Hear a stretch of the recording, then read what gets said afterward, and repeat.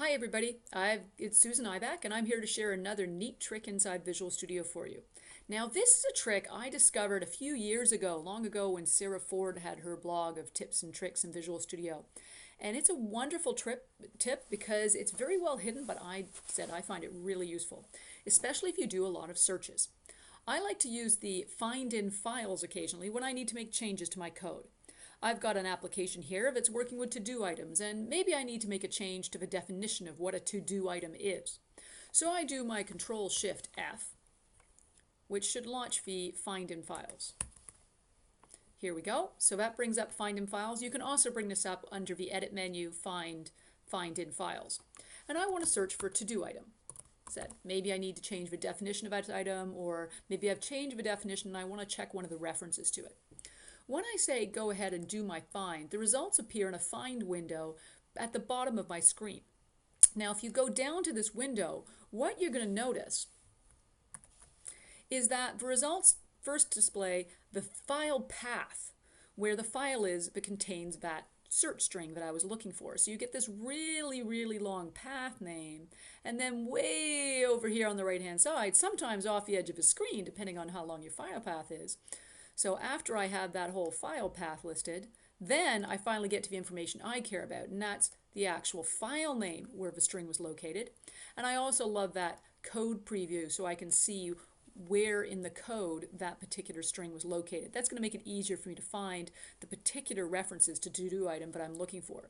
But really what I usually care about are these file names and the code previews. The long file path just fills up the window and means I have to scroll over to get to the part of the results I'm interested in seeing. That's where today's tip comes in handy. And this one's kind of sneaky. What you actually have to do is you have to launch the registry editor. So you go to the command window, you type regedit. Now this does require you to have permissions to edit the registry, so my apologies. If you work at a company where that's locked down, you won't be able to use this little trick. But what you need to do is go to HKey Current User, Software, Microsoft, Visual Studio, and then within Visual Studio, it depends which version of Visual Studio you're working with. If it's 2013, it'll be subfolder 12.0. If you're working with 2012, it'll be folder 11.0, 2010, subfolder 10.0, and so on. And then within that directory, you need to go to the Find directory. I'll put all this in the notes. I'll make sure I list the full path for you. Once you're in that location, then what you're going to do is you're actually going to add a brand new key. So I'm going to create a new string value inside the registry in that find directory, and I'm going to call that string find result format. Once I've created that new registry key, I'm then going to modify that registry key and give it a particular value.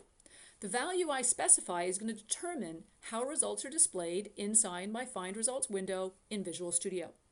So I can specify perhaps something like I want the file name, but I don't want the path. Just start with the file name because that's what I care about.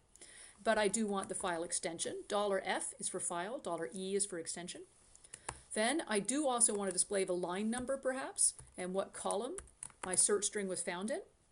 And then I still want that line of code, that's the T, it actually returns the line of code where the string you were searching for was located within that file.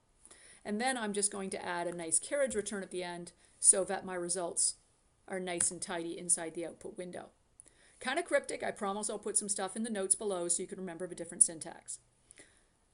Once I've specified how I want my output to appear, now I can go to Visual Studio, and the next time I do my search for to-do item, do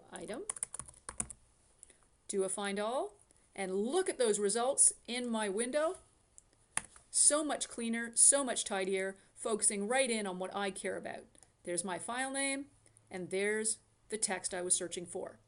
So there you go, a sneaky little backdoor registry key you can create so that when you do a find in files, it'll be easier and cleaner to look through. Have fun with it.